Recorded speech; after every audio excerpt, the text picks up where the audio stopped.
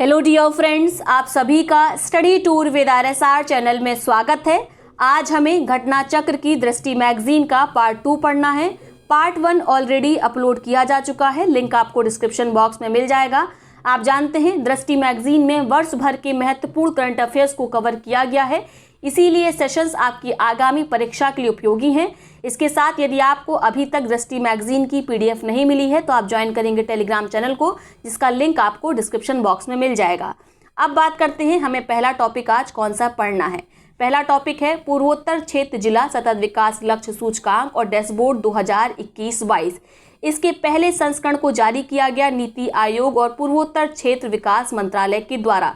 यह किसका पहला संयुक्त प्रयास है तो नोट करेंगे, यह पहला संयुक्त प्रयास है संयुक्त राष्ट्र विकास कार्यक्रम यानी UNDP, नीति आयोग और पूर्वोत्तर क्षेत्र विकास मंत्रालय का।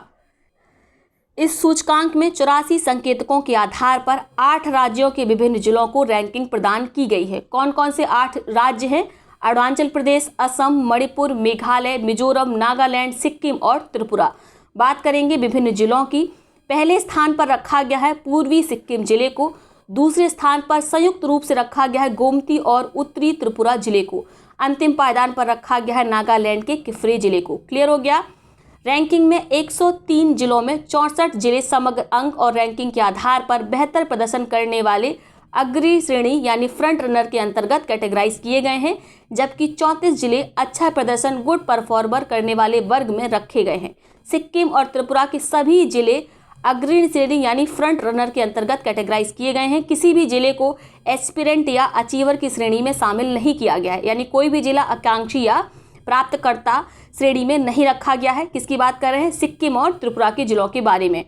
अब बात करते हैं सिक्किम की राज्य मछली के बारे में। इसको आप लगा लीजिए मोस्ट इम्पॉर्टेंट। हाल ही में अधिसूचना के माध्यम से सिक्किम सरकार ने कॉपर महसीर, जिसे स्थानीय रूप से कैटली फिश के नाम से जाना जाता है, इसे राज्य मछली घोषित किया है। नाम क्या है? कैटली फिश। मेरे साथ ही आप इसको याद करने का प्रयास करिए क्योंकि समय बहुत कम है, रिवीजन का समय आपको ज़्यादा नहीं मिलेगा। क्लियर हो गया? तो नाम क्या है? कॉपर महसीर, और स्थानीय रूप से इसे कैटली फिश के नाम से जाना जाता है। यह मछली मुख्य रूप से तीस्ता और रंगित नदियों तथा उनकी सहायक नदियों में पाई जाती है। वर्ष 1992 में राष्ट्रीय कृषि अनुसंधान परिषद के राष्ट्रीय मत्स्य अनुवांशिक संशोधन ब्यूरो लखनऊ ने कैटली मछली को लुप्त प्राय प्रजाति के रूप में वर्गीकृत किया था, कैटेगराइज किया था। वहीं 2014 में IUCN ने इसे इंडेंजर्ड कैटेगरी में वर्गीकृत किया, इंडेंजर्ड यानी लुप्त प्राय श्रेणी में। अब यहाँ पे आपको GS का एक बेहतरीन प्रश्न मिल जाता है, राष्ट्रीय मत्स्य अनुवांशिक संशोधन ब्यूरो कहाँ पर स्थित है? तो आपका उत्तर होगा लखनऊ में स्थित है। क्लियर? अगला टॉपिक है कार्बी आंगलोंग समझौता। हालांकि ये प्री के लिहाज से इतना महत्वपूर्ण नहीं है, फिर भी जानकारी रख लेनी चाहिए। कार्बी आंगलोंग असम का एक बहुत बड़ा जिला है जो कि एक मिलन बिंदु की तरह काम करता है विभिन्न आदिवासी समूहों को लिए। कौन कौन से? कार्बी, डिमासा, बोडो, कुकी, हमार, तिवा, गारो, मान, रिंगमा, नागा। ठीक है, इन जातियों का ये मिलन बिंदु है जिला। ठीक है, और इस जिले में सबसे बड़ी जो जनजाति पाई जाती है वो है कार्बी, और कार्बी 1980 के दशक से ही एक अलग राज्य की मांग कर रही है। इतना आपको क्लियर हो गया? साथ में एक चीज़ और नोट करेंगे डिमासा ट्राइब के लिए, डिमासा जनजाति आदिवासी समूह के लिए। डिमासा ट्राइब की जो राइस बियर है, ये राइस के माध्यम से, चावल के माध्यम से एक बियर बनाते हैं जिसको हाल ही में GI टैग दिया गया है, तो ये भी आपको याद रखना है। ठीक है, बात करें कार्बी आंगलोंग समझौते के बारे में तो 4 सितंबर 2021 को नई दिल्ली में गृह मंत्री अमित शाह, असम के मुख्यमंत्री, कार्बी आंगलोंग स्वायत्त परिषद KAAC, Karbi Anglong autonomous council, ठीक है, उसका फुल फॉर्म है, इसके प्रतिनिधियों एवं 5 उग्रवादी समूहों के प्रतिनिधियों के बीच कार्बी आंगलोंग समझौता संपन्न हुआ। तो अब ये जो उग्रवादी समूह हैं 5, इनका नाम PT के लिहाज से याद रखना महत्वपूर्ण नहीं है। ठीक है, बस ये याद रखेंगे कि जो कार्बी आंगलोंग समझौता है वह असम की एक ट्राइब से संबंधित है जिसका नाम है कार्बी, और 21 जिले में रहती है, कार्बी आंगलोंग जिले में, जो कि असम का सबसे बड़ा जिला है। इसी क्रम में शांति हेतु सहमति पत्रों पर 2 बार पहले भी सिग्नेचर हो चुके हैं, हस्ताक्षर किए जा चुके हैं। 1995 में पहली बार किया था, उसके बाद 2011 में किया गया। ठीक है, अब पुनः कब किया है भारत सरकार ने? 13 फरवरी 2021 को। ठीक है, क्लियर हो गया? अब बात करेंगे अगले टॉपिक को लेकर, भारतीय स्मार्ट सिटी पुरस्कार 2020।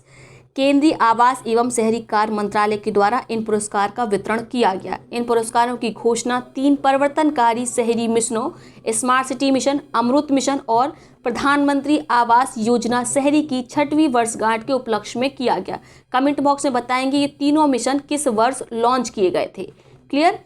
गौरतलब है कि ये तीनों योजनाएं शहरी कायाकल्प एवं दूरदर्शी कार्यक्रम का हिस्सा थी। आईसैक 2020 में उत्तर प्रदेश ने राज्य कैटेगरी में पहला स्थान हासिल किया है। यानी जो भारतीय स्मार्ट सिटीज़ पुरस्कार प्रतियोगिता थी उसमें पहली बार राज्यों को रैंकिंग दी गई और उसमें उत्तर प्रदेश ने पहला स्थान हासिल किया है। मध्य प्रदेश को दूसरे स्थान पर रखा गया है, जबकि तमिलनाडु को तीसरे पायदान पर रखा गया है। इसी पुरस्कार के तहत सिटी अवार्ड के संयुक्त विजेता कौन रहे? इंदौर और सूरत। यानी इंदौर और सूरत संयुक्त रूप से सिटी अवार्ड के संयुक्त विजेता रहे। उल्लेखनीय है कि वर्ष 2019 में स्मार्ट सिटी में सूरत एकमात्र विजेता था। आईजैक 2020 केंद्र शासित प्रदेश अवार्ड का विजेता चंडीगढ़ को घोषित किया गया। तो केंद्र शासित प्रदेशों में विजेता कौन है? चंडीगढ़ है। इस वाले फैक्ट को एक बार चेक कर लेंगे, यहाँ पे सूरत होगा या इंदौर होगा। ठीक है, चेक करके कमेंट बॉक्स में आप बताएंगे। अहमदाबाद को स्मार्ट सिटी लीडरशिप अवार्ड प्राप्त हुआ। उसके बाद वाराणसी, रांची दूसरे और तीसरे स्थान पर है। तो याद रखना है जिनका यूपी का एग्जाम है, वाराणसी को स्मार्ट सिटीज लीडरशिप अवार्ड में दूसरे पायदान पर रखा गया है, जबकि पहले पायदान पर अहमदाबाद को रखा गया है। Climate smart citizen assessment framework के तहत 9 राज्यों को स्थान दिया गया है। कौन कौन से 9 राज्य हैं? सूरत, इंदौर, अहमदाबाद, पुणे। तो बस आप सूरत, इंदौर, अहमदाबाद, पुणे ये 4 याद रखिए, बाकी छोड़ दीजिए क्योंकि यूपी का इसमें कोई भी जिला शामिल नहीं है, तो इस लिहाज से इतना इंपॉर्टेंट नहीं है। ठीक है, अगला टॉपिक है राष्ट्रीय खाद्य तेल ऑयल पाम मिशन। तिलहन और खाद्य तेल 2 अत्यधिक संवेदनशील आवश्यक वस्तुएं हैं। भारत विश्व में तिलहनों के सबसे बड़े उत्पादकों में से एक है। वर्ष 1986 में तिलहनों पर प्रौद्योगिकी mission, technology mission on oil seed की स्थापना ने देश में खाद्य और तेल अर्थव्यवस्था के विकास में महत्वपूर्ण योगदान दिया था। तो ये आप याद रखेंगे। इस मिशन को कब स्थापित किया गया था? 1986 में। मिशन का नाम क्या है? तिलहनों पर प्रौद्योगिकी mission, technology mission on oil seeds. इस मिशन को वर्ष 2014 में राष्ट्रीय तिलहन एवं तेल पाम मिशन में परिवर्तित कर दिया गया था। कब इसे परिवर्तित किया गया? वर्ष 2014 में। मिशन का नाम परिवर्तित होकर क्या हो गया? National mission on oil seed and oil palm. 18 अगस्त 2021 को प्रधानमंत्री की अध्यक्षता में केंद्रीय मंत्रिमंडल ने राष्ट्रीय खाद्य तेल ऑयल पाम मिशन की शुरुआत को मंजूरी प्रदान की। यह नई केंद्र प्रायोजित योजना के रूप में लॉन्च इस मिशन को अंतर्गत पूर्वोत्तर क्षेत्र और अंडमान निकोबार द्वीप समूह पर विशेष रूप से ध्यान केंद्रित किया जाएगा। तो कहाँ पर विशेष रूप से ध्यान केंद्रित किया जाएगा इस मिशन के तहत? अंडमान निकोबार द्वीप समूह में और पूर्वोत्तर क्षेत्र के जितने राज्य हैं वहाँ पर। ठीक है, वर्ष 2025-26 तक ऑयल पाम 6.5 लाख हेक्टेयर के अतिरिक्त क्षेत्र को आच्छादित करना, अंततः इसे बढ़ाकर कितना करना है? 10 लाख हेक्टेयर। तो बस इतना ही याद रखेंगे, ज़्यादा ये महत्वपूर्ण नहीं है। बस आपको याद रखना है 1986 में मिशन शुरू किया गया था और 2014 में इसका नाम परिवर्तन किया गया था। अगला हमारा टॉपिक है प्रधानमंत्री उज्ज्वला योजना 2.0। ये स्कीम सबसे ज़्यादा इंपॉर्टेंट है, परीक्षा में इससे प्रश्न अवश्य बनना चाहिए।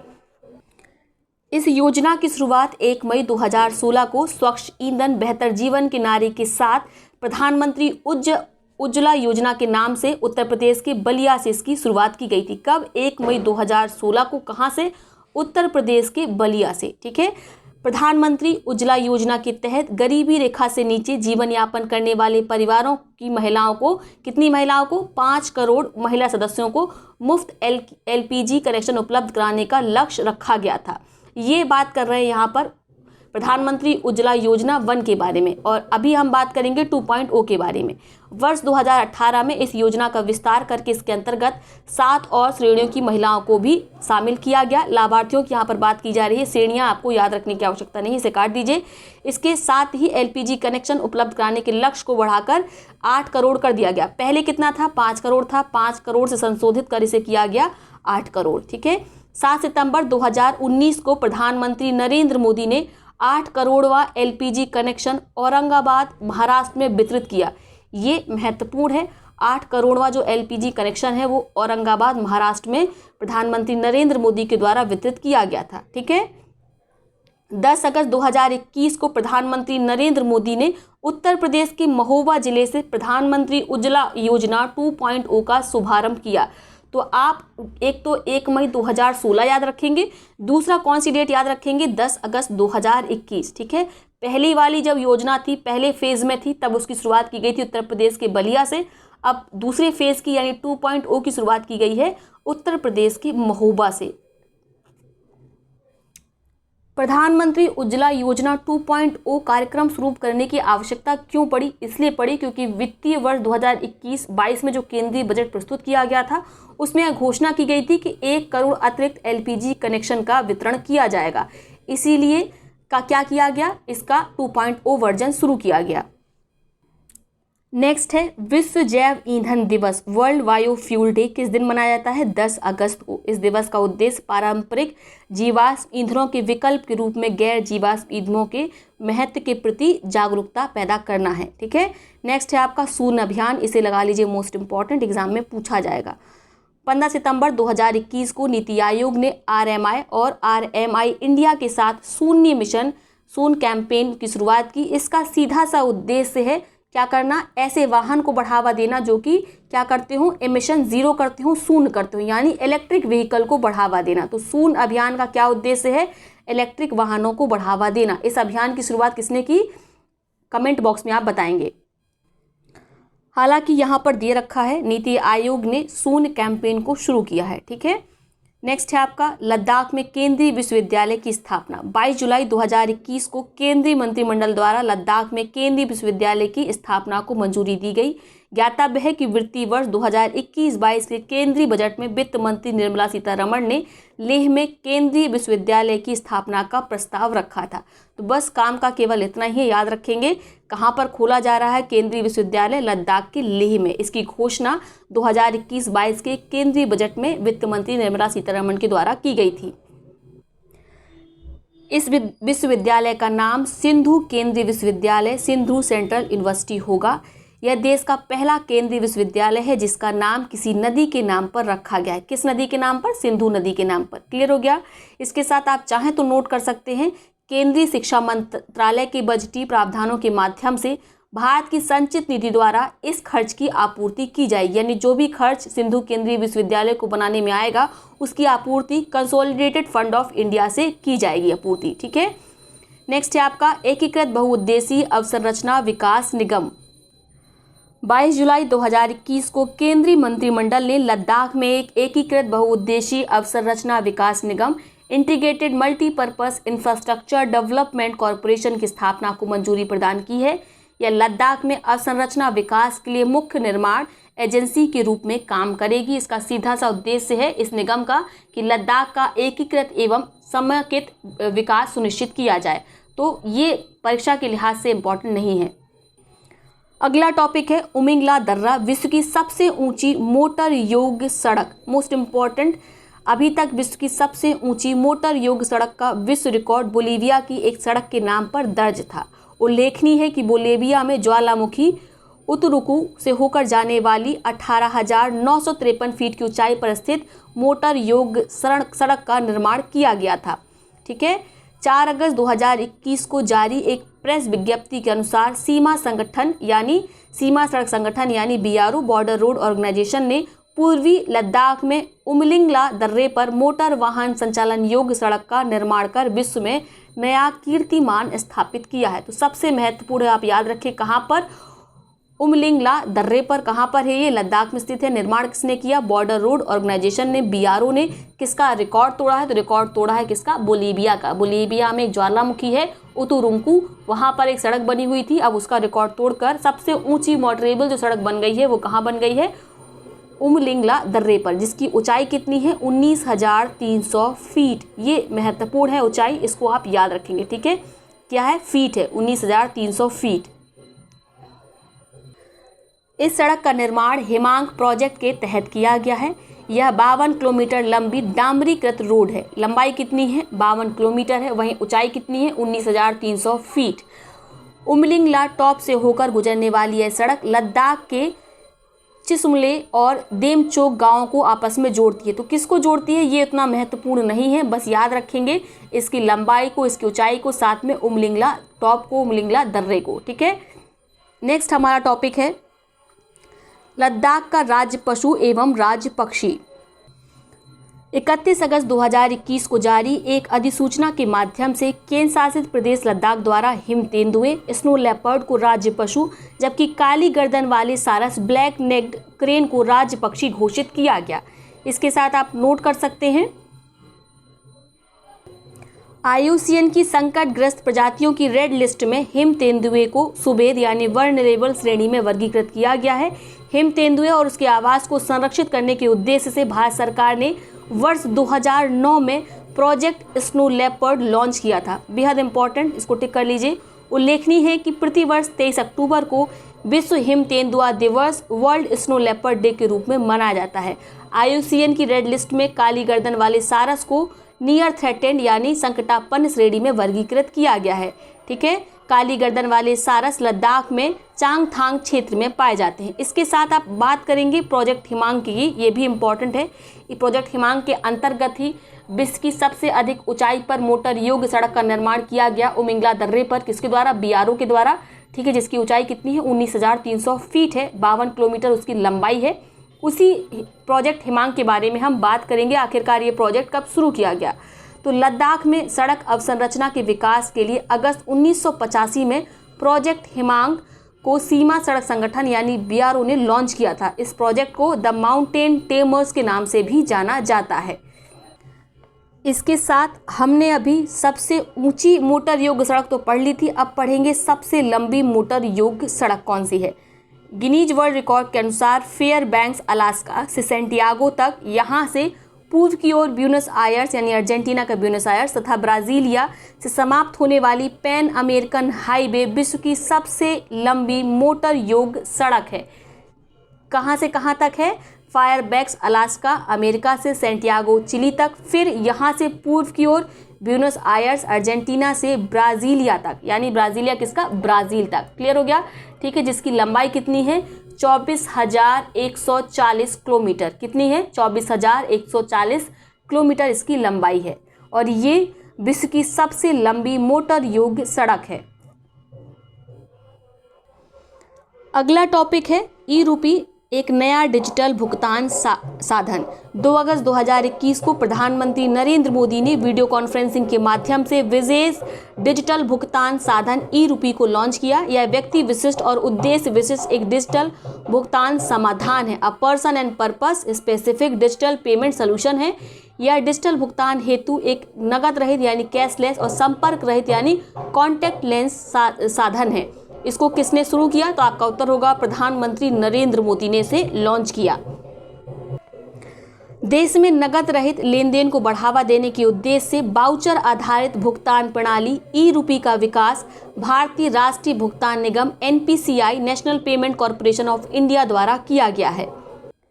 ई-रूपी लेन देन के लिए NPCI ने 14 बैंकों के साथ साझेदारी की है। कौन कौन सी 14 बैंक शामिल है, इनका नाम याद रखना आवश्यक नहीं है। जानकारी के लिए बता दें, state bank of India, HDFC bank, Punjab national bank जैसे बड़े बैंक इसमें शामिल हैं। मूलतः ई-रूपी का एक डिजिटल बाउचर है जो लाभार्थी उपयोगकर्ता को उसके फ़ोन पर SMS या QR कोड के रूप में प्राप्त होता है। यह एक पूर्व भुगतान यानी प्रीपेड वाउचर होता है। ई-रूपे का प्रयोग करने के लिए बैंक में लाभार्थी का खाता होना अनिवार्य नहीं है। यह ऐसी विशेषता है जो अन्य डिजिटल भुगतान माध्यमों से अलग रहती है। तो ये सबसे बड़ी विशेषता है ई-रूपी प्रयोग की। ठीक है, इसमें आपके पास बैंक का खाता नहीं है, उसके बाद भी आप पेमेंट कर सकते हैं। अगला टॉपिक है सहकारिता मंत्रालय का गठन। वर्ष 2021-22 की बजट घोषणा में वित्त मंत्री ने सहकारिता को बढ़ावा देने की बात कही थी। कृषि एवं किसान कल्याण मंत्रालय के अंतर्गत कृषि सहकारिता एवं किसान कल्याण विभाग कार्यरत था। कौन सा विभाग कार्यरत था? कृषि एवं किसान कल्याण मंत्रालय के अंतर्गत कृषि सहकारिता एवं किसान कल्याण विभाग। अब इस विभाग को क्या कर दिया गया, अलग कर दिया गया है। अब इसमें से सहकारिता जो टर्म था उसको हटा दिया गया, केवल बचा है कृषि एवं किसान कल्याण विभाग, जबकि सहकारिता विभाग को हटाकर एक अलग से मंत्रालय बना दिया गया है। किसके लिए, सहकारिता हेतु। तो इतना ही इम्पॉर्टेंट है। 21 विजन के साथ शुरू किया गया है, तो विजन का नाम है सहकार से समृद्धि। ठीक है, मंत्रालय का नया नाम क्या है, सहकारिता मंत्रालय, मिनिस्ट्री ऑफ कॉर्पोरेशन। इस मंत्रालय का कार्यभार कैबिनेट मंत्री अमित शाह को सौंपा गया है, जबकि BL वर्मा को सहकारिता मंत्रालय में राज्य मंत्री नियुक्त किया गया है। आगे नोट करेंगे, सहकारिता के महत्व को बढ़ावा देने के लिए संयुक्त राष्ट्र महासभा ने वर्ष 2012 को सहकारिता का अंतर्राष्ट्रीय वर्ष घोषित किया था। अंतर्राष्ट्रीय सहकारिता दिवस प्रतिवर्ष जुलाई माह के प्रथम शनिवार को मनाया जाता है। इसीलिए 2021 का जो आयोजन किया गया 3 जुलाई को शनिवार था और 3 जुलाई को ही अंतर्राष्ट्रीय सहकारिता दिवस का आयोजन किया गया। तो ये परीक्षा की दृष्टि से इम्पॉर्टेंट है, क्योंकि इसी वर्ष भारत ने सहकारिता मंत्रालय का गठन किया है। नेक्स्ट है आपका लोक उद्यम विभाग, डिपार्टमेंट ऑफ पब्लिक एंटरप्राइजेस।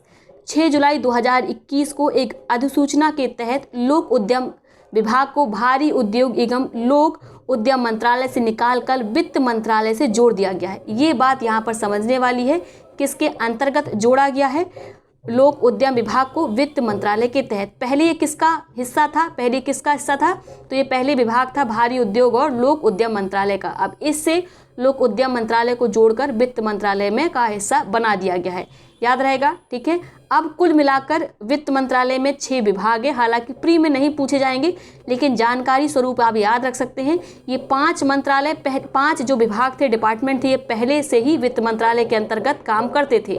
जैसे आपका आर्थिक कार्य विभाग, डिपार्टमेंट ऑफ इकोनॉमिक अफेयर्स, व्यय विभाग, डिपार्टमेंट ऑफ एक्सपेंडिचर, राजस्व विभाग, डिपार्टमेंट ऑफ रेवेन्यू, निवेश एवं लोक संपत्ति प्रबंध विभाग, ये, और जो 6वां नया इसमें ऐड हुआ है वो कौन सा है आपका, लोक उद्यम विभाग। तो ये महत्वपूर्ण है, डिपार्टमेंट ऑफ पब्लिक एंटरप्राइजेज, ये अब वित्त मंत्रालय का हिस्सा बन गया है।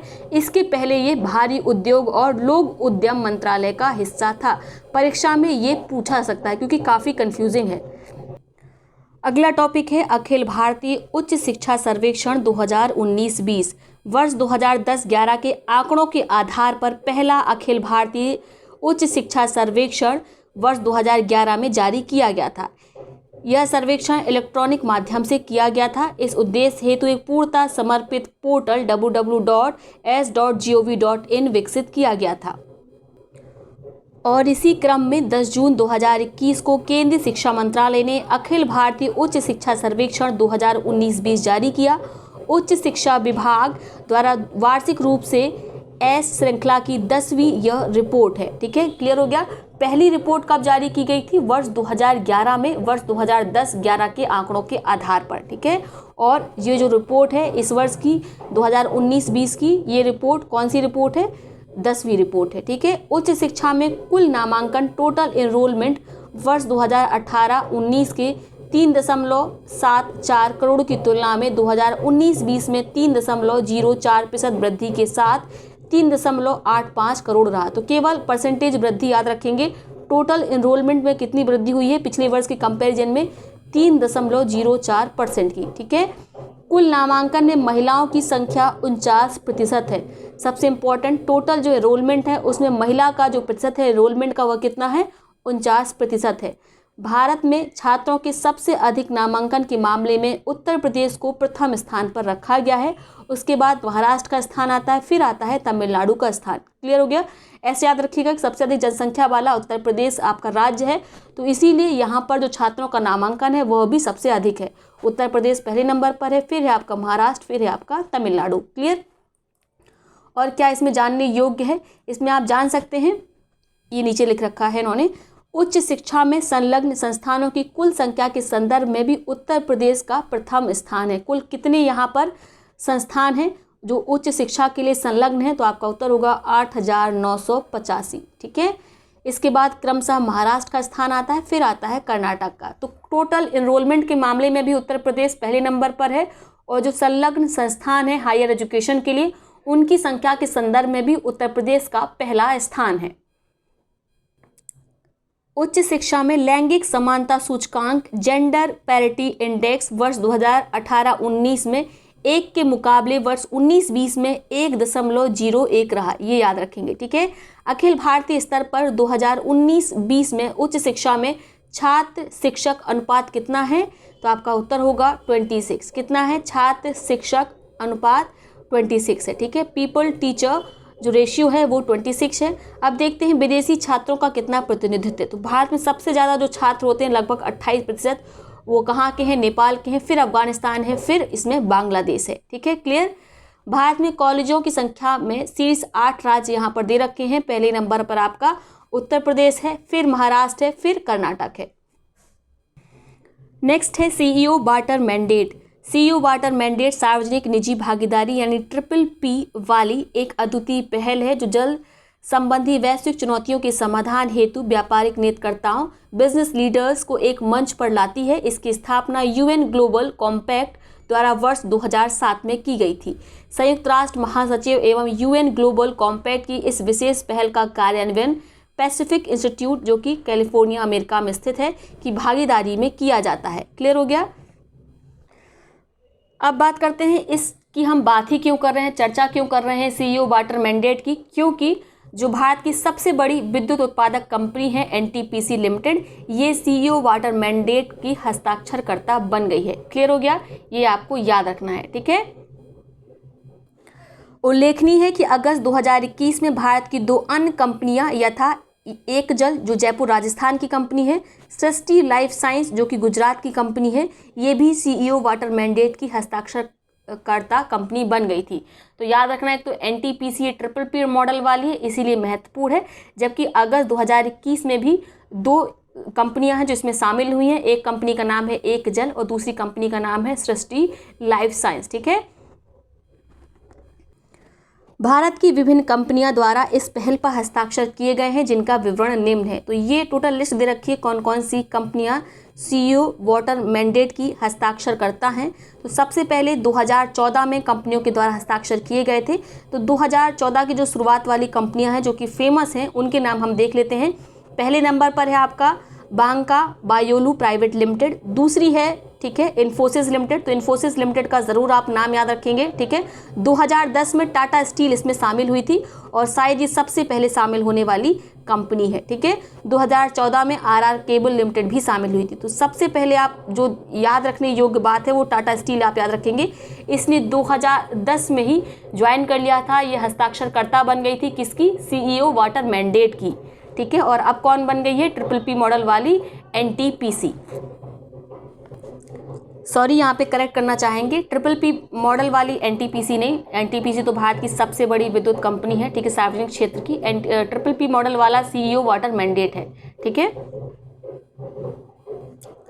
इस मैंडेट में हस्ताक्षर करने के साथ ही NTPC ने ऊर्जा सघन लक्ष्यों की भी घोषणा की। 27 जून 2021 को जारी प्रेस विज्ञप्ति के अनुसार NTPC लिमिटेड भारत में ऊर्जा क्षेत्र के अंतर्गत ऐसी पहली ऊर्जा कंपनी बन गई है जिसने ऊर्जा पर संयुक्त राष्ट्र उच्च स्तरीय संवाद UN high level dialogue on energy के अंग के रूप में अपने ऊर्जा सघन लक्ष्यों को घोषित किया है, एनर्जी कॉम्पैक्ट गोल को घोषित किया है। तो याद रखेंगे, ऐसा करने वाली पहली ऊर्जा कंपनी भारत की बन गई है, ठीक है। NTPC ने वर्ष 2032 तक 60 गीगावाट तक की नवीकरणीय ऊर्जा क्षमता स्थापित करने का लक्ष्य निर्धारित किया है। मोस्ट इम्पॉर्टेंट ये पॉइंट पूछा जाएगा, परीक्षा की दृष्टि से इम्पॉर्टेंट है। कब तक? 2032 तक। कितने गीगावाट? 60 गीगावाट, ठीक है। साथ ही NTPC ने वर्ष 2032 तक शुद्ध ऊर्जा तीव्रता नेट एनर्जी इंटेंसिटी में 10% की कटौती का लक्ष्य भी निर्धारित किया है। कब तक ये लक्ष्य पाया जाएगा? वर्ष 2032 तक। नेक्स्ट है आपका भारत का सबसे बड़ा सौर पार्क।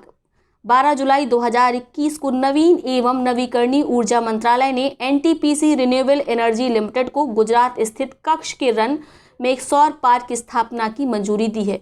तो सबसे बड़ा कहाँ पर भारत का सौर पार्क बनाया जा रहा है? गुजरात के कक्ष के रन में। याद रहेगा कौन बना रहा है? NTPC, ठीक है। किस मंत्रालय के अंतर्गत? नवीन एवं नवीकरणीय ऊर्जा मंत्रालय के अंतर्गत। यह भारत का सबसे बड़ा सौर पार्क होगा जिसकी क्षमता 7450 मेगावाट है, ठीक है।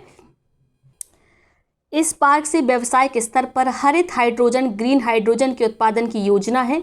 13 जुलाई 2021 को एनटीपीसी रिन्यूएबल एनर्जी लिमिटेड ने केंद्र शासित प्रदेश लद्दाख के साथ देश की प्रथम हरित हाइड्रोजन परिवहन परियोजना ग्रीन हाइड्रोजन मोबिलिटी प्रोजेक्ट की स्थापना हेतु समझौता ज्ञापन पर हस्ताक्षर किया है। हाल ही में एनटीपीसी ने विशाखापट्टनम, आंध्र प्रदेश में स्थित सिमहाद्री ताप विद्युत संयंत्र के जलाशय पर भारत के सबसे बड़े तैरते सौर ऊर्जा संयंत्र की स्थापना की है। तो इसको लेके बहुत लोगों को कन्फ्यूज़न रहती है मध्य प्रदेश को लेके। जो मध्य प्रदेश पर बनना है वो कैसा है, वो अभी प्रस्तावित है, वो बना नहीं है, लेकिन इसकी यहाँ पर जो विशाखापट्टनम आंध्र प्रदेश में शुरू किया गया है, ये इसको बनाना शुरू कर दिया गया है। वो अभी प्रोजेक्ट के फेज़ में है मध्य प्रदेश वाला, जबकि इसकी स्थापना, इसका जो आधारशिला कहें, इसको रख दिया गया है। ठीक है। और भारत का सबसे बड़ा जो फ्लोटिंग सोलर प्लांट है वो कहाँ पर है, आंध्र प्रदेश के विशाखापट्टनम में है। ठीक है। इसकी स्थापना किसने की, एनटीपीसी में की है। इसके साथ मध्य प्रदेश के ओंकारेश्वर जो हाइड्रो पावर प्रोजेक्ट है, उस पर भी भारत का सबसे बड़ा जो सौर ऊर्जा संयंत्र है उसकी स्थापना वहाँ पर की जाएगी। ठीक है।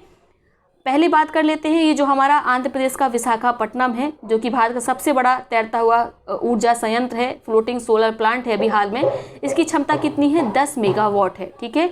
इसके अतिरिक्त तेलंगाना के रामागुंडम में एनटीपीसी द्वारा 100 मेगावाट क्षमता के तैरते ऊर्जा संयंत्र की स्थापना की भी घोषणा की गई है। तो देखिए ये भी प्रोजेक्ट फेज में है अभी, और इस प्रकार से मध्य प्रदेश का जो ओंकारेश्वर हाइड्रो पावर प्रोजेक्ट पर है वो भी इसी प्रकार की घोषणा उसकी की गई है, अभी वो प्रोजेक्ट फेज में ही है। ठीक है।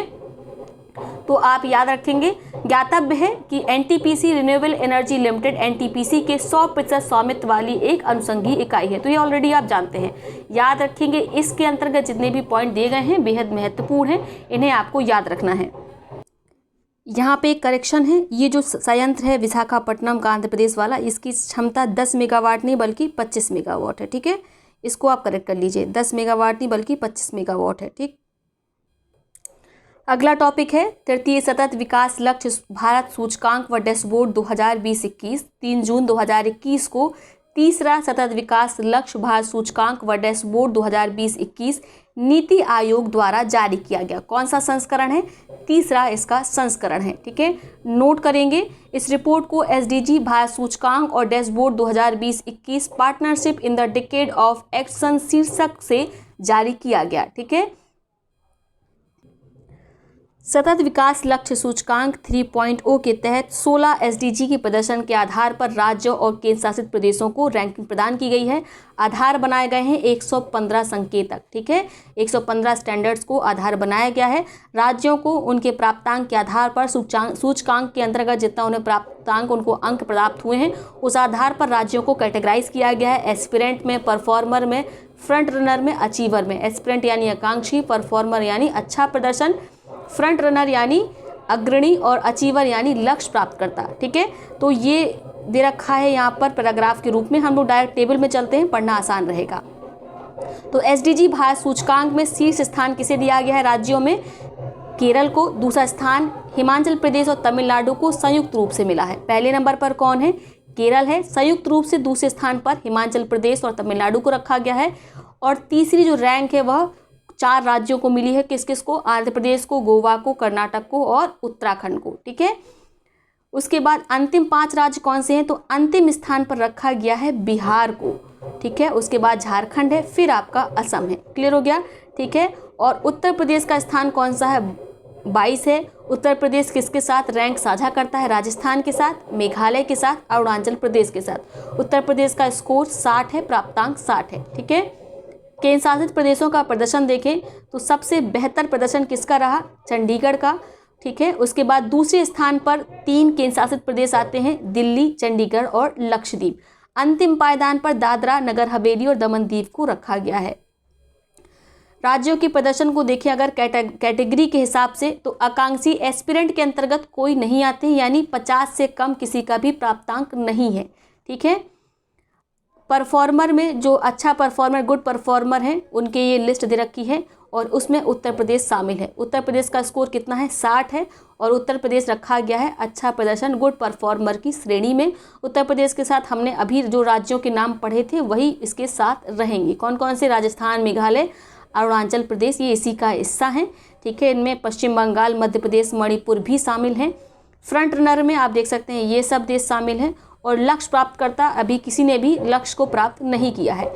फ्रंट रनर में अच्छे और विकसित राज्य ही आएंगे। कौन कौन से? केरल, हिमाचल प्रदेश, तमिलनाडु, आंध्र प्रदेश, गोवा, कर्नाटक, इन सबको इसके अंतर्गत कैटेगराइज किया गया है। उत्तर प्रदेश को गुड परफॉर्मर के अंतर्गत कैटेगराइज किया गया है। ठीक है, इसके साथ उत्तर प्रदेश की रैंक भी आपको याद रखनी है, 22 है। अब बात करेंगे केंद्र शासित प्रदेशों का प्रदर्शन इन कैटेगरी के हिसाब से। तो आकांक्षी में कोई नहीं आता है, लक्ष्य प्राप्तकर्ता में भी कोई नहीं है, गुड परफॉर्मर में दादरा नगर हवेली, दमन दीव आते हैं। जबकि फ्रंट रनर में यानी 65 से 99 के बीच में जिनका स्कोर है उसमें बाकी सभी जितने भी यूटीज़ हैं उन सबको रखा गया है। ठीक है, केवल दादरा नगर हवेली जिसे अंतिम पायदान पर रखा गया है एसडीजी परफॉर्मेंस में, वो उनको रखा गया है गुड परफॉर्मर में। ठीक है, अगर कैटेगरी वाइज देखा जाए तो। नया है आपका नए डिजिटल मीडिया दिशा निर्देश। तो फिर से वही बात, प्री के लिहाज से ये इतना महत्वपूर्ण नहीं है, फिर भी कुछ पॉइंट्स को देख लेते हैं अगर कोई प्रश्न बन जाए। भारत सरकार ने पहली बार 25 फरवरी 2021 को सूचना प्रौद्योगिकी कानून 2000 के अंतर्गत मध्यवर्ती दिशा निर्देश और डिजिटल मीडिया आचार संहिता प्रस्तावित की। तो किस एक्ट के अंतर्गत प्रस्तावित की? सूचना प्रौद्योगिकी कानून 2000 के अंतर्गत। यह आचार संहिता 3 महीने से पूर्व नोटिस के रूप में लाई गई थी, जिसे 25 मई 2021 को लागू किया गया। कब लागू की गई? 25 मई 2021 को। ठीक है, WhatsApp, YouTube, Facebook, Instagram, Twitter आदि मध्यवर्ती के लिए आचार संहिता में प्रावधान किए गए हैं। शिकायत अधिकारी 24 घंटे के भीतर मामले को अभिस्वीकार करेगा। इसकी प्राप्ति की तारीख से 15 दिनों के भीतर इसका निपटान शिकायत अधिकारी को करना होगा। मध्यवर्ती मुख्य अनुपालक की नियुक्ति करेगा, जो अधिनियम और उसके अधीन बनाए गए नियमों का अनुपालन सुनिश्चित करने के लिए उत्तरदायी होगा। तो बस इतना ही याद रखना है, विशेष इसमें महत्वपूर्ण नहीं है। अब हम लोग देखेंगे विधानसभा चुनाव के बारे में, ऑलरेडी आप इनको अच्छे से जानते होंगे। ठीक है, फिर भी बात कर लेते हैं।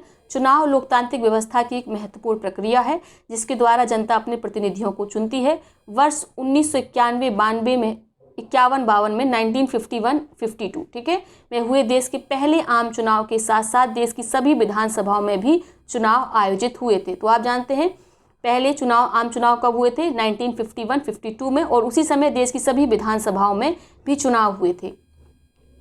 इसी परिप्रेक्ष्य में वर्ष 2021 के अप्रैल मई माह में 4 राज्यों केरल, पश्चिम बंगाल, असम, तमिलनाडु और केंद्र शासित प्रदेश पुडुचेरी में चुनाव संपन्न कराए गए। तो सबसे पहले बात करेंगे पश्चिम बंगाल विधानसभा चुनाव के बारे में। ठीक है, तो ये कितने चरणों में कराए गए, कब कराए गए, किस बीच कराए गए, ये जानना महत्वपूर्ण नहीं है। कितनी विधानसभा सीटें हैं यहाँ पर? तो कुल मिलाकर पश्चिम बंगाल में है 294 विधानसभा सीटें। ये एग्जाम में पूछा जाता है। कितनी सीटों पर मतदान हुआ ये भी परीक्षा में नहीं पूछा जाता है, फिर भी आप याद रखना चाहें तो 292 सीटों पर चुनाव हुआ था। ठीक है, क्योंकि जो 2 सीटें हैं, जो शमशेरगंज और जहांगीरपुर, यहाँ के जो विधानसभा प्रत्याशी थे उनकी मृत्यु हो गई थी, इसी कारण इन 2 विधानसभाओं में चुनाव संपन्न नहीं हुए थे। ठीक है, बस याद रखना है कि पश्चिम बंगाल में कुल जो विधानसभा सीटें हैं वो 294 हैं। विजेता कौन सा दल रहा? तो विजेता रहा अखिल भारतीय तृणमूल कांग्रेस। कुल मिला के 213 सीटें उसे प्राप्त हुई। 47.9% उसको कुल मिलाकर वोट प्राप्त हुए। ठीक है, मुख्यमंत्री कौन बनी? तो मुख्यमंत्री तीसरी बार बनी है ममता बनर्जी। इनको आप जानते हैं, ममता बनर्जी बंगाल की लगातार तीसरी बार मुख्यमंत्री बनी है। ठीक है, और क्या जान सकते हैं? ये भी यद्यपि वे नंदीग्राम विधानसभा से चुनाव हार गई थी। ठीक है, क्लियर हो गया? बस इतना ही इसमें महत्वपूर्ण है। अब बात करेंगे तमिलनाडु विधानसभा चुनाव के बारे में। तो राज्य की सभी 234 विधानसभा सीटों के लिए चुनाव यहाँ पर संपन्न कराए गए थे। तो तमिलनाडु में कुल कितनी विधानसभा सीटें हैं? 234 हैं। तमिलनाडु विधानसभा चुनाव का विजेता कौन सी पार्टी रही, कौन सा राजनीतिक दल रहा? तो डीएमके रहा, द्रविड़ मुनेत्र कंगडम रहा। ठीक है, और दूसरे स्थान पर कौन रहा? एआईडीएमके। एआईडीएमके आप जानते हैं पिछले 10 वर्ष से लगातार तमिलनाडु की जो सत्ता थी वो इसी के हाथ में थी। जो सत्ता की बागडोर थी वह एआईडीएमके के हाथ में ही थी। अब ये फिसल कर किसके हाथ में आ गई है? डीएमके के हाथ में आ गई है। और 7 मई 2021 को जो डीएमके नेता हैं एमके स्टालिन, इन्हें तमिलनाडु का नया मुख्यमंत्री बनाया गया। ठीक है, किन्हें? एमके स्टालिन को। तो मुख्यमंत्री का नाम, साथ में विधानसभा सीटों की संख्या, ये जरूर याद रखेंगे। कौन सी पार्टी विजेता रही, ये भी याद रख सकते हैं। नेक्स्ट है आपका केरल विधानसभा चुनाव। ठीक है, राज्य की सभी 140 विधानसभा सीटों के लिए एक ही चरण में यहाँ पर चुनाव संपन्न कराया गया। कम्युनिस्ट पार्टी ऑफ इंडिया के नेतृत्व वाले वाम लोकतांत्रिक मोर्चा एलडीएफ ने केरल विधानसभा में 99 सीटें जीतने में कामयाबी हासिल की। ठीक है, जबकि जो दूसरी पार्टी थी यूडीएफ, वो केवल 41 सीटें जीत सकी। और कौन यहाँ के मुख्यमंत्री बने हैं? तो इनका नाम है पिनराई विजयन, ये केरल के मुख्यमंत्री बने हैं। ठीक है, केरल के गठन के बाद पहली बार मुख्यमंत्री ने लगातार दूसरे कार्यकाल हेतु शपथ ग्रहण किया है। यानी यहाँ पे हर पंचवर्षीय योजना में जो मुख्यमंत्री थे वो बदलते रहते थे, लेकिन पहली बार है कि पिनराई विजयन को दोबारा मुख्यमंत्री बनने का सौभाग्य मिला है। अगला राज्य है असम। असम विधानसभा चुनाव 126 विधानसभा सीटों के लिए लड़े गए। भारतीय जनता पार्टी के नेतृत्व वाले राष्ट्रीय जनतांत्रिक गठबंधन ने 126 सदस्यीय असम विधानसभा के लिए हुए चुनाव में 75 सीटों पर जीत हासिल की, जबकि विपक्षी भारतीय राष्ट्रीय कांग्रेस के नेतृत्व वाले महागठबंधन को केवल 50 सीटों से संतोष करना पड़ा। तो नए जो मुख्यमंत्री बने हैं वो किसकी अगुवाई में बने हैं? बीजेपी पार्टी की अगुवाई में बने हैं, जिनका नाम है जगदीश मुखी। नाम याद रखेंगे। ठीक है, सॉरी, जगदीश मुखी नहीं, ये तो यहाँ के राज्यपाल हैं। जो यहाँ के मुख्यमंत्री हैं, 15वें मुख्यमंत्री हैं, उनका नाम है हेमंत बिस्वा शर्मा। इनके नाम से आप ऑलरेडी परिचित होंगे। हेमंत बिस्वा शर्मा ये असम के 15वें मुख्यमंत्री बने हैं। ठीक है, आप जानते हैं इनकी पार्टी कौन सी है? राष्ट्रीय जनतांत्रिक गठबंधन, जो कि किसके नेतृत्व में था? भारतीय जनता पार्टी के। नेक्स्ट है आपका पुडुचेरी विधानसभा चुनाव। ये चुनाव 30 विधानसभा सीटों के लिए संपन्न कराया गया। ठीक है, राष्ट्रीय जनतांत्रिक गठबंधन राजग को सत्ता प्राप्त करने के लिए आवश्यक सीटें यहाँ पर प्राप्त हुई। तो यहाँ के जो मुख्यमंत्री बने हैं पुडुचेरी के, वो कौन बने हैं? एन रंगास्वामी। इंपॉर्टेंट है, मुख्यमंत्रियों के नाम आपको याद रखना है, कुल कितनी विधानसभा सीटें हैं ये याद रखना है। ठीक है, नेक्स्ट है आपका ताप विद्युत संयंत्रों में बायोमास के प्रयोग पर राष्ट्रीय मिशन। ताप विद्युत संयंत्रों में बायोमास के प्रयोग पर राष्ट्रीय मिशन, ये इंपॉर्टेंट है, इसको ध्यान से सुनेंगे। ठीक है, हालांकि जब आप आंसर राइटिंग करेंगे या ऐसे लिखेंगे तो भी इसको आप लिख सकते हैं, महत्वपूर्ण है ये। धान और अन्य फसलों की कटाई के बाद अवशेष के रूप में प्राप्त पराली को खेतों में जलाने के बजाय उसे संग्रहित एवं प्रसंस्कृत कर उनका बायोमास ईंधन के रूप में ऊर्जा उत्पादन में प्रयोग किया जा सकता है। यानी कि जो पराली होती है उसका प्रयोग बायोमास फ्यूल के रूप में किया जा सकता है। एक अनुमान के अनुसार उत्तर पश्चिम भारत में लगभग 30 से 40 मिलियन मीट्रिक टन धान की भूसी पैडी स्ट्रॉ अप्रयुक्त रह जाता है और उसे किसान खेतों में ही जला देते हैं। ठीक है, यदि इस अवशेष को पराली को कोयला आधारित ऊर्जा संयंत्रों में कोयले के साथ मिश्रित कर इसका दहन किया जाए तो इससे प्रतिवर्ष 45,000 मिलियन यूनिट विद्युत उत्पादन की जा सकती है।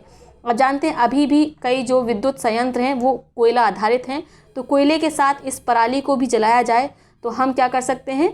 बिजली का उत्पादन कर सकते हैं। ठीक है, तो याद रखेंगे कितनी यूनिट? 45,000 मिलियन विद्युत यूनिट। ठीक है,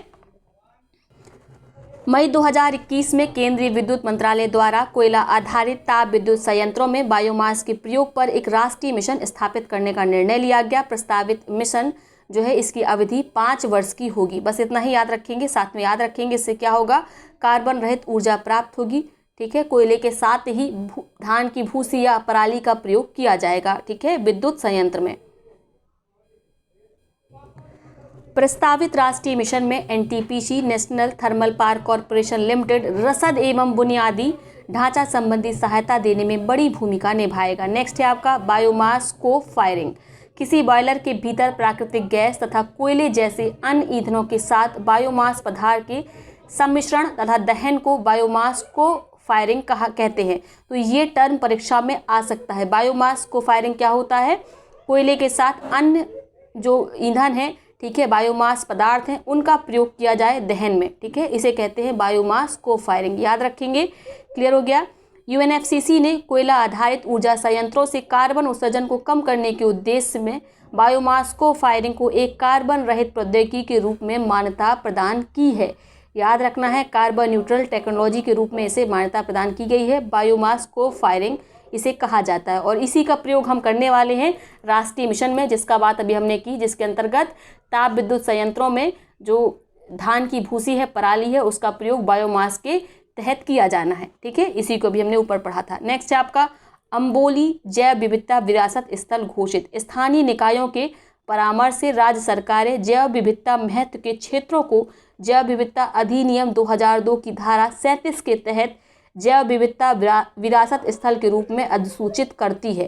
ठीक है, कौन सा अधिनियम? जैव विविधता अधिनियम 2002, इसकी धारा 37 के अंतर्गत। जैव विविधता विरासत स्थल क्या होते हैं? यह ऐसे पारिस्थितिक तंत्र होते हैं जिनमें स्थलीय, तटीय, अंतर्देशीय जल, समृद्ध जैव विविधता वाले घटक या समुद्री पारिस्थितिकी तंत्र भी हो सकते हैं। ऐसे स्थलों को अद्वितीय तथा संवेदनशील पारिस्थितिकी तंत्र माना जाता है।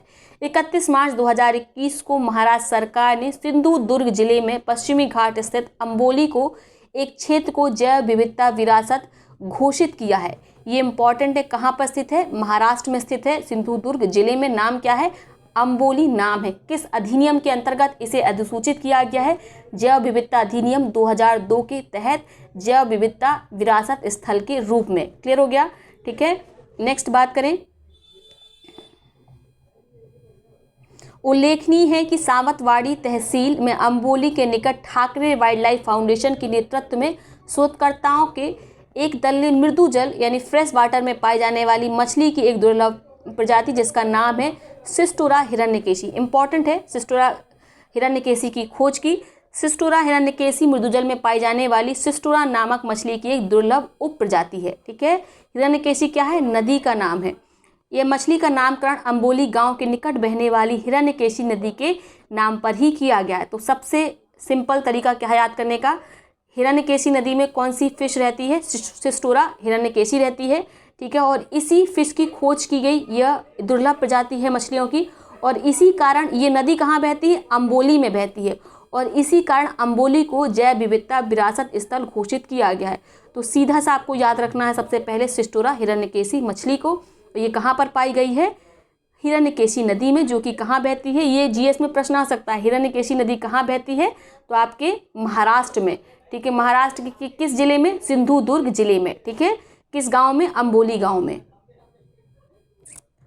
अम्बोली महाराष्ट्र का 5वां जैव विविधता विरासत स्थल है। उल्लेखनीय है कि महाराष्ट्र सरकार ने इससे पहले गढ़चिरौली जिले में ग्लोरी ऑफ अल्लापल्ली, पुणे में गणेशखिंड, सिंधुदुर्ग जिले में मृस्टिका दलदल वनस्पति और जलगांव में लैंडोर खोरी पार्क को जैव विविधता विरासत स्थल के तौर पर घोषित किया था। क्लियर हो गया?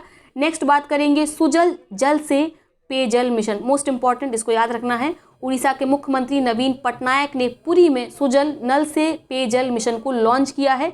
इसी के साथ पुरी भारत का पहला ऐसा शहर बन गया है जहां लोगों को नल से सीधे 24 घंटे लगातार उच्च गुणवत्ता युक्त पेयजल प्राप्त होगा। यानी कि आप पुरी के जो सरकारी नल लगे हुए हैं वहां से आपको फिल्टर्ड पानी प्राप्त होगा। ठीक है, और इस तरह की सुविधा को प्राप्त करने वाला कौन सा पहला शहर है? तो आपका उत्तर होगा पुरी। ये कहाँ पर है? उड़ीसा में है। इसके साथ याद रखना है सुजल अभियान को किसके द्वारा शुरू किया गया है, जिसके अंतर्गत नल से आपको शुद्ध उच्च गुणवत्ता वाला पेयजल प्राप्त होगा। इस अभियान को शुरू किया है उड़ीसा राज्य सरकार ने।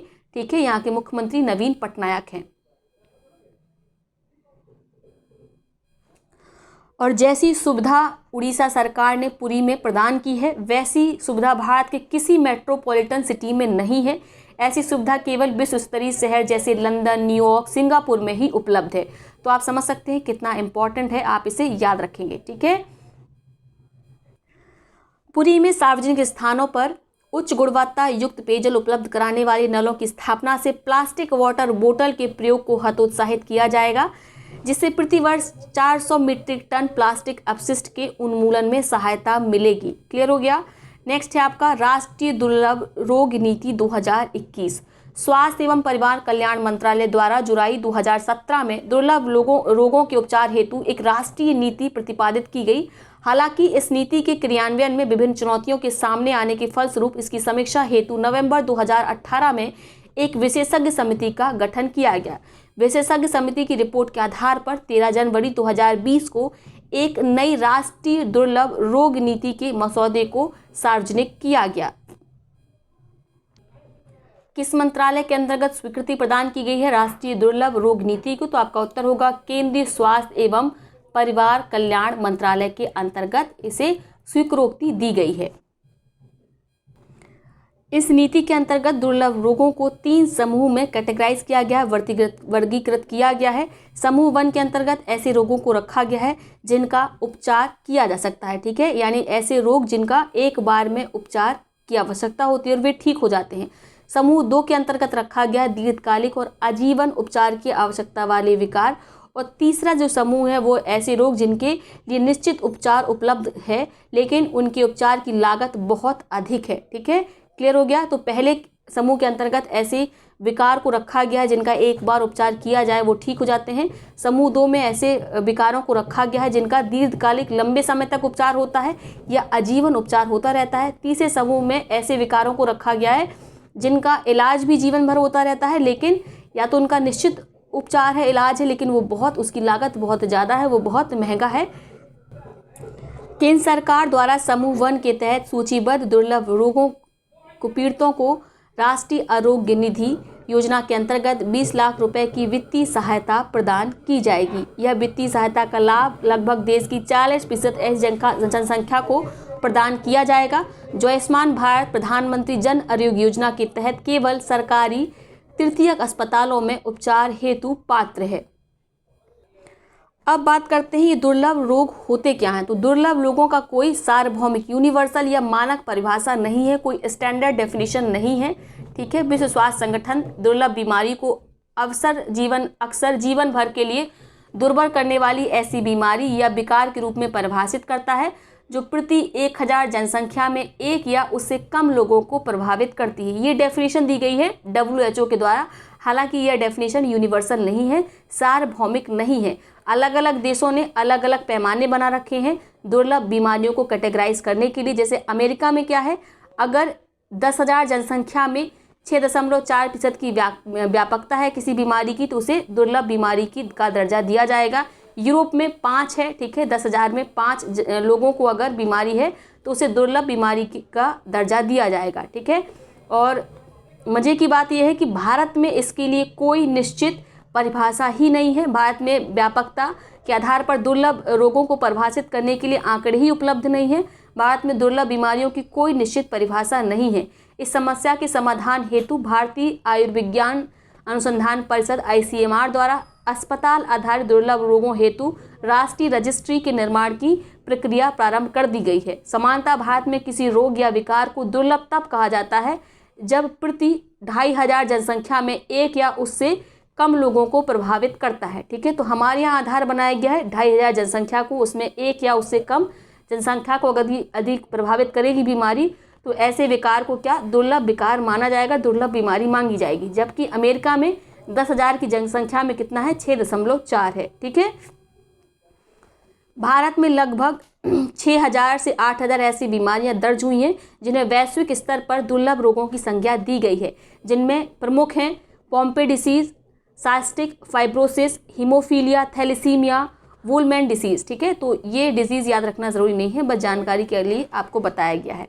नेक्स्ट बात करते हैं, और ये ऊपर वाला जो टॉपिक है उससे प्रश्न बने इसकी संभावना भी कम है। बस याद रखेंगे भारत की अपनी कोई डेफिनेशन नहीं है, ना ही WHO ने कोई सार्वभौमिक डेफिनेशन इसके लिए दी है, ठीक है। सभी देशों ने अपने स्तर के आधार पर, उनके यहाँ जैसी परिस्थितियाँ थी उसके आधार पर अलग अलग परिभाषाओं का उन्होंने क्या किया है, गठन किया है, ठीक है। नेक्स्ट है आपका अंतर्राष्ट्रीय दुर्लभ रोग दिवस। प्रतिवर्ष फरवरी माह के अंतिम दिन अंतर्राष्ट्रीय दुर्लभ रोग दिवस मनाया जाता है। 28 फरवरी 2021 को 14वें अंतर्राष्ट्रीय दुर्लभ रोग दिवस का आयोजन किया गया। ज्ञातव्य है कि प्रथम अंतर्राष्ट्रीय दुर्लभ रोग दिवस का आयोजन 29 फरवरी 2008 को किया गया था। दिन इसीलिए, डेट इसलिए अलग अलग है क्योंकि इसका आयोजन फरवरी माह के अंतिम दिन किया जाता है। तो 2021 में से मनाया गया 28 फरवरी को, जबकि पहली बार इसे मनाया गया था 29 फरवरी 2008 को। नेक्स्ट है आज़ादी का Amrit Mahotsav India @75। Most important, आज़ादी का अमृत महोत्सव भारतीय स्वतंत्रता की 75वीं वर्षगांठ मनाने भारत सरकार द्वारा आयोजित कार्यक्रमों की एक श्रृंखला है। यह कार्यक्रम पूरे देश में राज्य और केंद्रशासित प्रदेशों की सरकारों द्वारा आयोजित किए जाएंगे तथा देश के बाहर भारत के दूतावासों में भी इसका आयोजन होगा। तो ये महत्वपूर्ण है, इसका आयोजन भारत के बाहर भी दूतावास जहाँ जहाँ भारत के हैं वहाँ पर इसका आयोजन किया जाएगा। भारत की स्वतंत्रता की 75वीं वर्षगांठ 15 अगस्त 2022 के 75 सप्ताह पूर्व 12 मार्च 2021 को भारतीय प्रधानमंत्री नरेंद्र मोदी द्वारा साबरमती आश्रम अहमदाबाद से आज़ादी का अमृत महोत्सव नामक पहल को लॉन्च किया गया। 12 मार्च को दांडी मार्च शुरू हुआ था। और अगर पूछा जाए कि किस दिन शुरू किया गया, किस अवसर पर शुरू किया गया, तो याद रखेंगे दांडी मार्च के अवसर पर। ठीक है, कब शुरू किया गया, किस डेट से? 12 मार्च 2021 से। ठीक है, 15 अगस्त 2022 से ठीक ये 75 सप्ताह पूर्व पड़ती है ये डेट, याद रहेगा। ठीक है, कहाँ शुरू किया गया? साबरमती आश्रम से। यह पहल 15 अगस्त 2023 तक जारी रहेगी। तो सबसे इम्पोर्टेंट 12 मार्च से लेकर 2021 से लेकर इसका आयोजन चलेगा 15 अगस्त 2023 तक। ठीक है, आज़ादी के अमृत महोत्सव @75 पर आयोजित होने वाले कार्यक्रमों में नीतियों योजनाओं को तैयार करने हेतु केंद्रीय गृह मंत्री की अध्यक्षता में एक राष्ट्रीय क्रियान्वयन समिति नेशनल इम्प्लीमेंटेशन कमेटी का गठन किया गया है। आज़ादी का अमृत महोत्सव मनाने हेतु सुझाव एवं नीतिगत दिशा निर्देश देने के लिए केंद्रीय प्रधानमंत्री नरेंद्र मोदी की अध्यक्षता में 259 सदस्यीय एक समिति का गठन किया गया है। तो देखिए, राष्ट्रीय क्रियान्वयन समिति का गठन किया गया किसकी अध्यक्षता में? केंद्रीय गृह मंत्री की अध्यक्षता में। जबकि महोत्सव को किस प्रकार से मनाया जाएगा, सुझाव और दिशा निर्देश के लिए प्रधानमंत्री नरेंद्र मोदी की अध्यक्षता में एक समिति का गठन किया गया, जिसमें 259 मेंबर हैं। कितने मेंबर हैं? 259। आज़ादी का अमृत महोत्सव इंडिया 75 को मनाने में केंद्रीय संस्कृति मंत्रालय सहयोगी की भूमिका में होगा। इस कार्यक्रम के माध्यम से विश्व के सामने 75 वर्षों की उपलब्धियों का प्रदर्शन करना तथा अगले 25 वर्षों के लिए देश के संकल्प की एक रूपरेखा तैयार करना है। ठीक है, 75 वर्षों में हमारी क्या उपलब्धियां हैं, इसका प्रदर्शन किया जाएगा विश्व के सामने। और आने वाले 25 वर्षों में हमारा क्या रूपरेखा रहेगा, क्या मैप रहेगा, ठीक है, ये रखा जाएगा विश्व के सामने। ठीक है, क्लियर हो गया। भारत की स्वतंत्रता की 75वीं वर्षगांठ के उत्सव मनाने के लिए 5 स्तंभ निर्धारित किए गए हैं। तो पांचों स्तंभ आपको याद रखने हैं। ठीक है, पहला स्तंभ है स्वतंत्रता संग्राम, दूसरा है 75 वर्ष पर विचार, नेक्स्ट है आपका 75 वर्ष पर उपलब्धियां, 75 वर्ष पर कार्य, 75 वर्ष पर संकल्प। जबकि पहला क्या था? स्वतंत्रता संग्राम। ठीक है, तो इन पांचों आप स्तंभों को याद रखेंगे। अब बात करेंगे युवा प्रधानमंत्री योजना की। 29 मई 2021 को उच्च शिक्षा विभाग द्वारा 30 वर्ष से कम आयु के युवा और नवोदित लड़कों को प्रशिक्षित करने के लिए युवा प्रधानमंत्री योजना को लॉन्च किया गया। युवा का फुल फॉर्म क्या है? Prime ministers scheme for mentoring youth authors. ठीक है, क्या है? Prime minister schemes for mentoring, mentor से मेंटरिंग यंग ऑथर्स, इसको लॉन्च किया गया। युवा योजना के संदर्भ में युवा का पूर्ण रूप young, upcoming and versatile authors है। ठीक है, यहाँ पर क्या है इसका फुल फॉर्म? युवा का यंग, वाई से यंग बना, ठीक है, और यू से आपका अपकमिंग है, वी से वर्सटाइल है और ए से ऑथर है। जबकि इस पूरी जो स्कीम है, इस पूरी स्कीम का नाम क्या है? Prime minister scheme for mentoring young author. ठीक है, युवा योजना @75 परियोजना का ये हिस्सा है। नेक्स्ट है आपका सघन इंद्रधनुष मिशन 3.0। इससे आप परिचित होंगे। देश में प्रतिरक्षण कार्यक्रम को मजबूती प्रदान करने के लिए उसे ऊर्जावान करने के उद्देश्य से भारत सरकार द्वारा 25 दिसंबर 2014 को मिशन इंद्रधनुष नाम से सार्वभौमिक टीकाकरण अभियान का शुभारंभ किया गया था।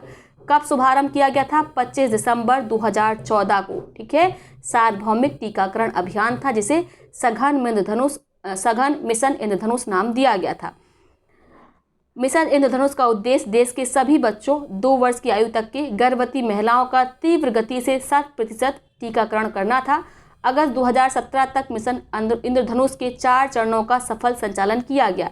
टीकाकरण कार्यक्रम को अधिक सघन और घनीभूत बनाने के लिए प्रधानमंत्री नरेंद्र मोदी द्वारा 2017 में सघन मिशन इंद्रधनुष लॉन्च किया गया था। देश में नियमित टीकाकरण कवरेज को बढ़ावा देने के लिए सघन मिशन इंद्रधनुष 2.0 को वर्ष 2019 में लॉन्च किया गया था। ठीक है, जिसे 2020 तक संचालित किया गया।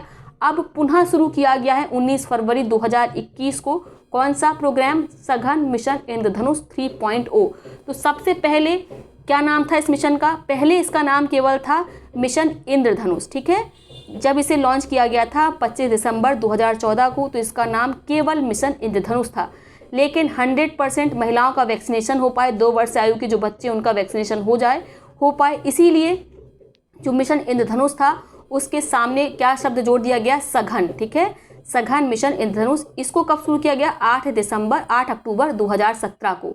ठीक है, इसका यानी ये पहला चरण था। उसके बाद दूसरा चरण इसका कब शुरू किया गया? इसको शुरू किया गया दिसंबर 2019 में।